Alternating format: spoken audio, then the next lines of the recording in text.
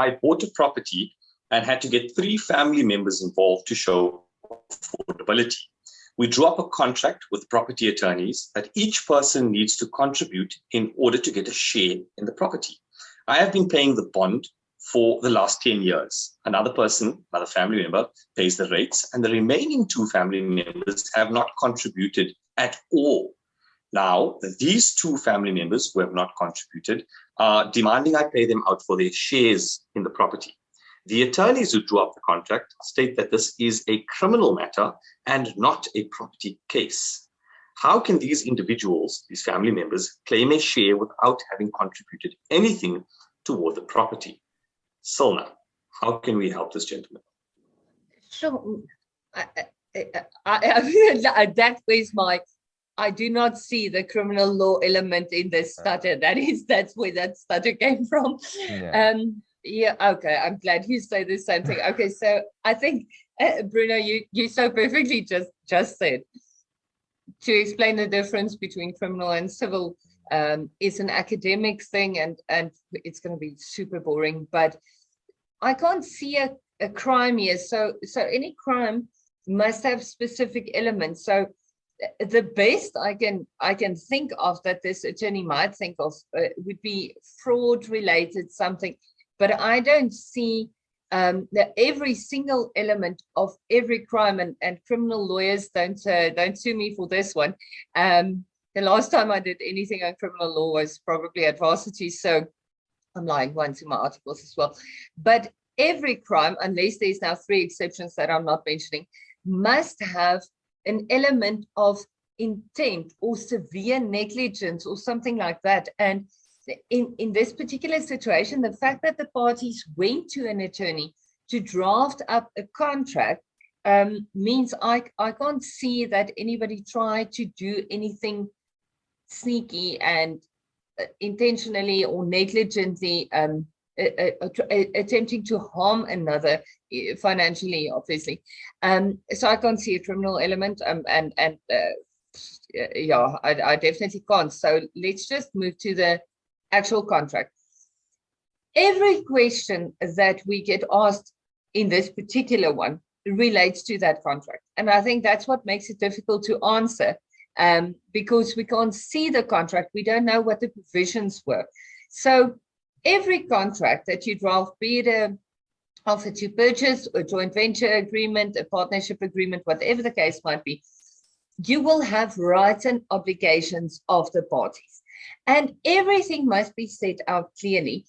If you meet the essentialia, so the specific terms of a specific type of contract, for instance, a lease agreement, if you can see this is an agreement where property is being let to somebody, that the tenant will receive undisturbed and use and enjoyment of the premises for a temporary time period, and they will pay rent. It is a lease agreement, even if it's not called a lease agreement. And from that document, you will have both incidentalia and naturalia. That doesn't have to be written in the contract. So there are terms flowing from the nature of the contract. Now, because we haven't seen the contract, and I can't even guess, I'm guessing it's going to be either an offer to purchase that had a baby sort of with a joint venture type agreement, or a partnership agreement. It's going to be something like that. But without seeing the contract, I won't be able to determine what contract we're talking about. And for that reason, I won't be able to tell you what obligations each party had.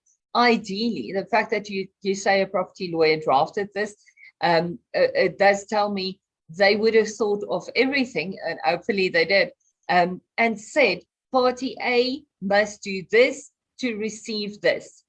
Same story of party B, C, and D. And if the contract says you have to contribute X amount, you have to pay the rates and taxes, or you have to pay the interest on the bond, or you have to maybe not contribute money. Maybe you are the one that sourced the transaction and you had to find it. So you had to spend all the time and effort to secure the property. And then you are entitled to a 25% share in the property. Then you don't necessarily have to give money, and you would be entitled to your shareholding, depending on how it was done. If it was done, for instance, in a company, what is your method that you use to value the shares in the company? What is the valuation of this property at this very moment? Did they buy and add more money to it? Is the value more or less? And can the parties sell to each other? And all of that will have to be handled in terms of the contract. So unfortunately, I'm giving a very wishy-washy answer, because my answer is I can't give you an answer unless I see that contract. So my advice in a situation like that is go back to the contract. Everything should be there. And if it is not, unfortunately, it's one of those severe litigation situations where it's going to come down to oral evidence. And unfortunately, we're talking a 3-4 year litigation and extremely expensive. Bruno, am I just being blonde? No, not at all. And I mean, we've touched on this type of question a couple of times when it comes to how important it is when buying properties jointly, that proper contracts be entered into. When a person refers to a JV, what that actually means. When people refer to stokvels or investment clubs, what that actually means. Because in the layperson's perception, some of these things are just, oh, well, it's simple. But it's not always simple. There's legal consequences. And sometimes you only figure these out when things go wrong. So in a case like this, where there was some kind of joint purchase of a property, yes, it comes down to what the contract says. Did the contract require that they perform? What does the contract say about what happens if they don't perform? How do you deal with them? Are they still entitled? Was the agreement ever cancelled by any chance or not cancelled? Can there be, this is somewhere along those lines. So it does get complicated, because I mean, sure, I'm just thinking of some of the ramifications where if the contract's still in existence, no one cancelled it, they just simply failed to perform, but no one did anything about it.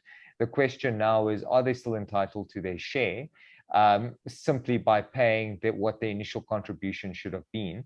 And that's unfortunately where it starts getting to that area where it's important to have a contract, but it's also important to manage a contract.